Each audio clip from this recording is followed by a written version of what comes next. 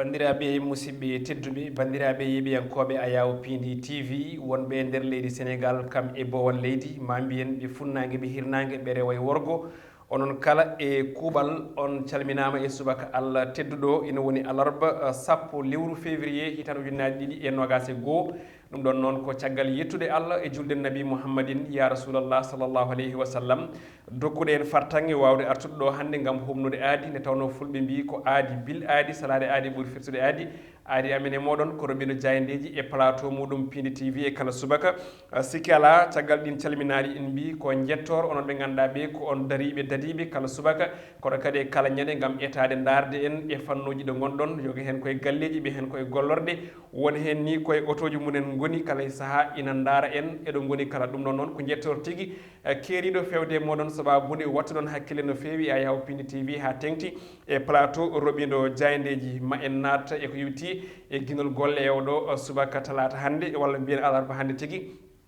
ko adi foof ma en kaale ko yewti e Robino Diayendeji leydi Sénégal ɗi ganduɗa hannde garti kadi ko ɓuuri yajde ko yewti alhaali Ousmane Sonko manam ko ɗum prolongation moɓe mbaɗi kadi e oɗo subaka hannde kona ɗum ma en gar eɗen gandi ko dawrugol en kaalino hanki ma en gaare ko yewti Ousmane Sonko oɗo tana walla mbiyen ɗe caɗele tigui jeyade e to loggi hannde ɗo kono kadi holko fonno wonde e holko fotani wonde e hol kulhuli jogadi e ko yewti e fannu mo gonɗen o ha tengti e to banggue dawrugol hakkude opposition e laamu leydi men Sénégal caggal muɗum ma en kaal e ko ganduɗa koko goto e manditare mbiyen yimɓe galle o tawi komo golle muɗum mantini no fewi gorko jaƴƴo ɓerde kono kadi bawɗo gollal muɗum ma en gar ɗum ɗon noon ma en tigui cuuɗ inde nde ha garen e waynade e on tuma ñagonɗemo Allah moƴƴere saabu golle makko e darde makko kono kadi e fijirde jaleɗe e yajji makko no fewi ɗum noon musidɓe tedduɓe ko adi kadi en gara eko yetti Robino men Diayendeji kabaru mo ganduɗa en keeɓi ɗum ko ɓooyani ummorade e nando men Moussa Niang mo ganduɗa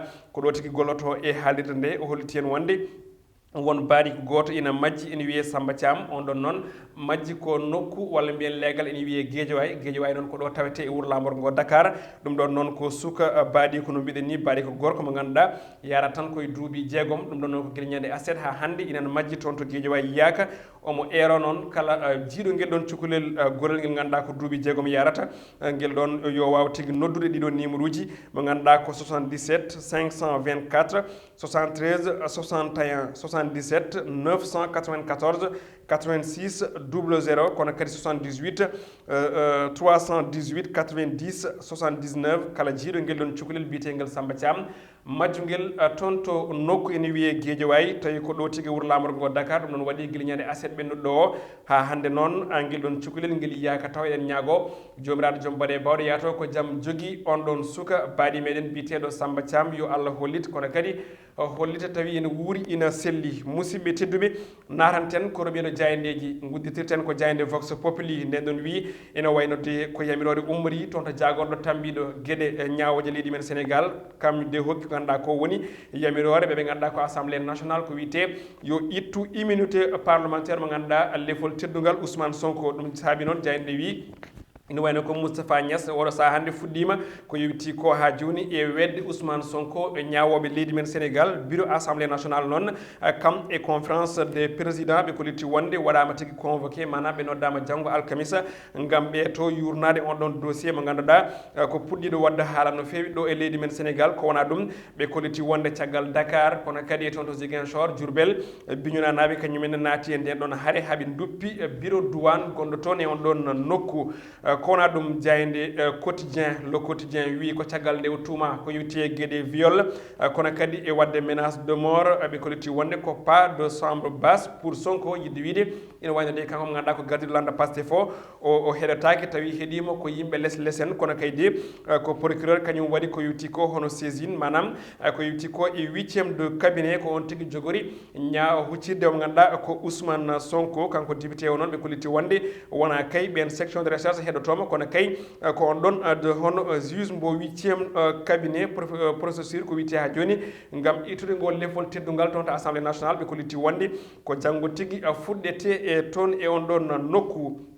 jayde l'observateur ne wayne kañum arti hen ko ɓuuri yajji hollidde wonde alhaali Ousmane Sonko e oɗon suka debbo biyeteɗo Adji Sarr ɓe garti on révélation mo ganduɗa kay ko corps à corps noɓe mbiri e on tuma noon ɓe kolliti hol tan ko konngol ɗi ganduɗa ɗi woni joom galle on jeyɗo on ɗon salon holko haali woni salon ɓosatnode yimɓe o haali suuti konnguli fewde ɓen ɗon enquêteur uji woni ɓen loskoɓe o holliti wonde kanko de ko ɗon e galle o wonno kono o nanani gulali kono kadi o nanani ko wiyete ko erali hono paaɓe kam e ko nandi hen hono no wiiri on tuma muye to banggue viol oɗo saaha noon mo ganduɗa kay ɓe kolliti wonde gueɗɗe mbiyete mbaɗi nde on mo ganduɗa ko mbiyeteɗo nde kadi Ndiaye jeyɗo on ɗon salon tawi ko ala tigui e on ɗon galle noon woni walla mbiyen e on ɗon salon ɗum woni ko Diaye nde haali goɗɗum ko ganduɗa Diaye nde arti hen koko jaari ha joni sunnade o mbiyeteɗo Mamba mo ganduɗa ko suka debbo ɗimmo kam tigui gonnoɗo e ɓosde Ousmane Sonko ɓe kolliti wonde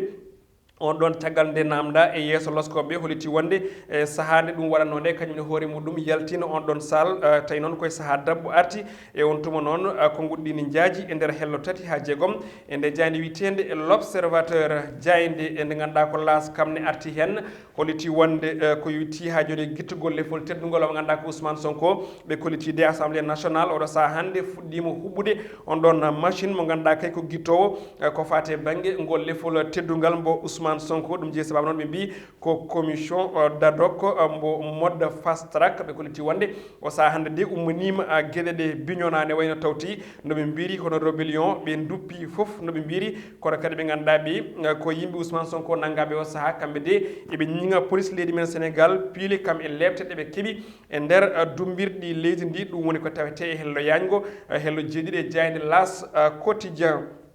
jayde ganduɗa ko enquête kañumne loski e fannoɓe mbi tan de beele ha joni ko nokku cafrirɗo walla nokku beltinirɗo fitan ɗum ɗon noon ko etade yurnade ɗin salongaji ɗi ganduɗa ɗine tawi e leydi men Sénégal ɓosirde yimɓe ɓe mbaɗi ko namdal beele ko nokku cafrirɗo foti wonde walla ko nokku mo ganduɗa o kay ko beltinirɗo fitandu jomum e on tuma noon ɓe mbaɗi enquête ko ɓuuri yaaje ɓe garti ha joni e fannu o ɓe mbi tan de gueɗe ɗe ine ɗeeɓi hawrade no fewi poɗɗo safrede kay ne jogui ɗo foti safrade kono kay wona yaade e salongaji ne ɓoose wiye ko toon tigui safroto e on tuma noon mbiyeteɗo Cheikh Seck mo ganduɗa ko hoorejo fanno o holliti wonde ɗo e Sénégal yen paam ala de ko wiyete ko hono salon to banggue ɓosde neɗɗo o ɗum ɗon noon woni ko gonɗini kanko mo ganduɗa ko mbiyeteɗo Cheikh Seck kono ɗum e wiide makko ne wayno woɓɓe ganduɗa ko namdaɓe fanno kollitide wonde kala e saaha won gueɗe mbaɗe ni ine teske e nder salon ngaji leydi ndi ɗin konngudi jaaji ne tawe hello jeegom e jeeɗiɗi nde jayde enquête jayde Le Soleil jayde guindiri nde ari koye fannu goɗɗo titre goɗɗo mo ganduɗa ene ɓuuri teskinde e nder leydi men Sénégal ɗum ko caggal balɗe sappo koɓe goni e jorde piyanɗe kamɓe e kuure e bomboje toon to diwan mbo Ziguinchor ɓe kolliti wonde de ko kono leydi men Sénégal heeɓi wadde démantelé manam heɓti base uji nayyi tawi ko rebelle en gonno hen ina jogui kaɓirɗe bonde on ɗin base uji noon goni base biteɗo hono Badiog kono kadi e nokku biteɗo hono Bosulum Boumam ko hen jeeya kono kadi e oɗo bastion historique biteɗo Sikun fof de heɓtama tawi hefti ɗum ko kono leydi men Sénégal ɓe kolliti wonde noon caggal nde ɓe gaari eno jirɗon e natal jayde Le Soleil hollidde wonde ne wayno ko tolni hectare uji kewɗi tawi ko ɗon ɓen rebelle en ndemanno ko fate banggue hono chanvre en he kono huɗo ɗayno ko ɓe kolliti wonde de foof bonnama kono kadi ɓe kefti kaɓirɗe limlimtinɗi e juuɗe ɓe ganduɗa ɓe ko rebelle en doɓɓe ina molyi toon to leydi witendi e Guinée e Bissau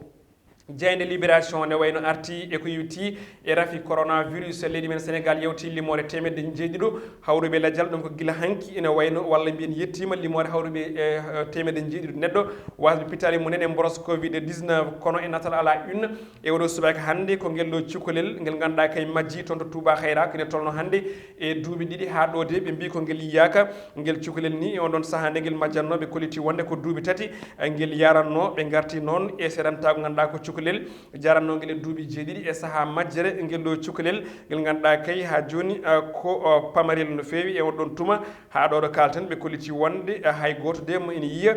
trace woni tan felo ngel ɗon cukalel holto ngel woni soit ngel wuuri ma ngel wurani kono de jayde nde holliti wonde losko ngo ine jokki yilade ngel cukalel ngel ganduɗa kay ko majju ngel kina tolno hande e duuɓi ɗiɗi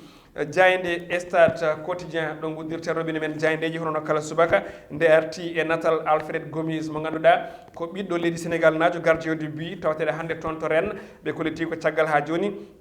nde waasi hono place makko gadano e on ɗon kasuji ɗi renna tawi lomtima ɗon ko biteɗo Saline ɓe koliti wonde Alfred Gomis arti wonti numéro 1 e ko yetti on ɗon fannu e on tuma noon ko caggal matcheji jeenayyi ɗi o waasi gardude e on ɗon kasu mbo renna o arti de noɓe mbiri kono kadi Julien Stéphane mo ganduɗa kam tigui woni keblinowo on ɗon kippu o holliti wonde de gattal Edouard mo ganduɗa ko biteɗo Alfred Gomis ko hunde yuɓɓude no fewi saabu kay o waɗi ko wiite hono clean sheet manam wasde loggede but kono ɗum ene tawi hen coupe du roi demi final aller ɓe koliti wonde ko Séville ma jabbo Barça ko ɗum choc mawɗo kono ɗum ene tawi toon to Espagne caggal nde o loggi ko tolni e 5 doublé e oɗo saison on ɗon ko Luis Suarez ɓe mbi holto Luis Suarez fada e oɗo saha hannde holto jogori darade kono ɗum ene tawi hen tournoi qualificative CAN U17 ɗum ko ɗo e leydi men Sénégal to Thiès leydi men Sénégal kam fooli leydi Mauritanie hanki loggi nayyi e ndiga e on tuma noon Sénégal yewti demi final kono kadi hay Mauritanie yewti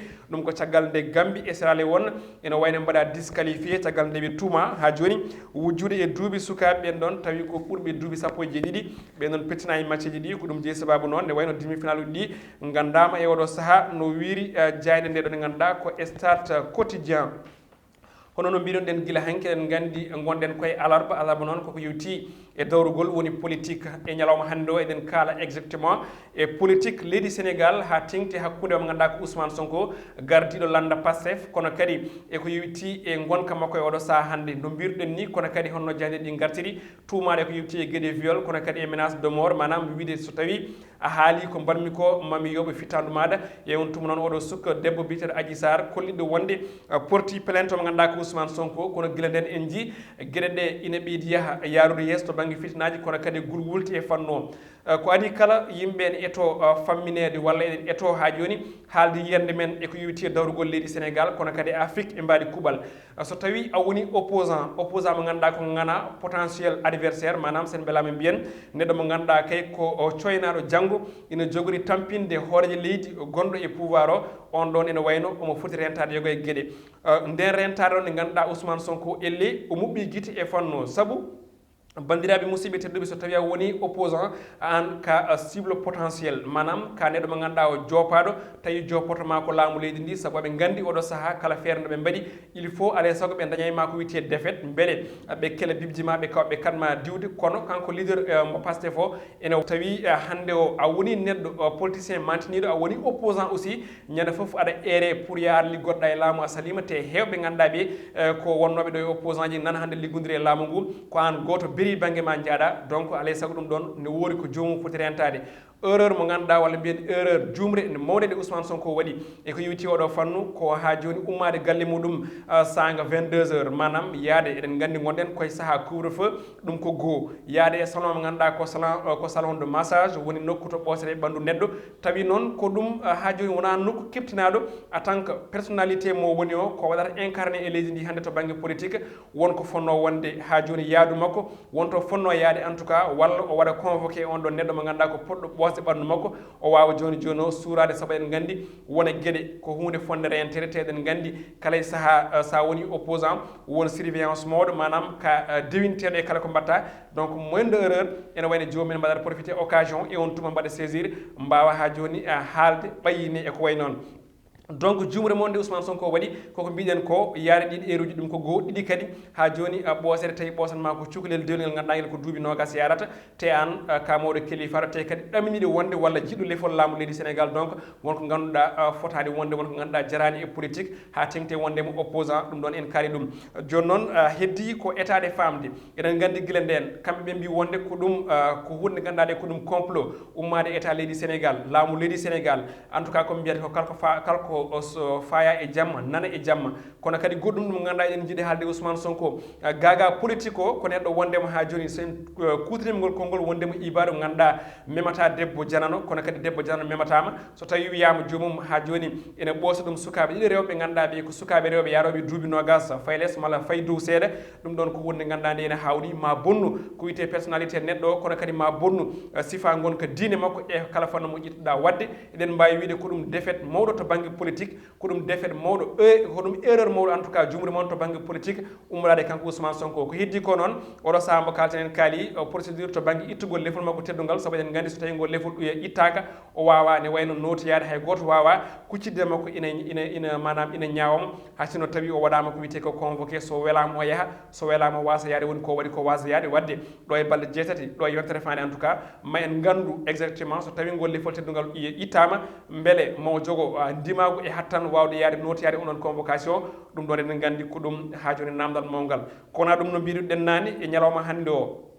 ko ñalawma e nder ñalawmaji holko jeeyi on sababu ñalawma mo ganduɗa ko ñalawma Mansour Sow alias Thiad mo ganduɗa komo kewɗen wiide kañum heedi to banggue caméra eɗen gandi golle mabɓe ene manti no fewi golle makko ene manti no fewi keɗɗo caggal caméra jeewa sababu ha yimɓe mbawa yeɓede e kala nokku e kala jokri windere nde ko on tigui mawninta hande ñalawma muɗum jeytare woni manditare muɗum ñalawma mo jibina arti e oɗo 10 février eɗen mbiyamo balɗe juɗɗe battane moƴƴe wondude cellal e coftal Allah jokka mbawka jokka kadi ha joni pellital ngal jokkana mo kadi yaajende sabu ko gorko jaajƴo joom fittandu machallah moƴƴiru no fewi jiɗanno kala neɗɗo jaam wadde ko on jaam mbiten yo jaam duumo e ɓerde makko duumo e ɓerde moni kala ha tengti e jibinaɓe no hande ni woni 10 février ɗum noon ko widemo joyeux anniversaire manditare jaam yo Allah hokki en wattudinimo wuuri tawi kadi ko omo wondi e cellal en tawi ene cellal enen koye meɗen musidɓe tedduɓe ballen en wiide joyeux anniversaire kako ganduɗa ko Mansour Sow alias Thiad musidɓe tedduɓe ko ɗo guddirten ɗo ɓini men jayde ƴewɗo subaka hannde aadi men ko janggo alkamisa so Allahu lamɗo jaaɓi to caméra ha hannde kanko foof e wonde coosoko wonde kadi aussi mo wonno ko yewti e jeetare makko walla mbiyen e manitare makko ko kanko heedi toon kanko Mansour Sow alias Thiad ene ɓattimo Amadou Touré micro ko musidɗo mon Amadou Moussa yo jaam ñallu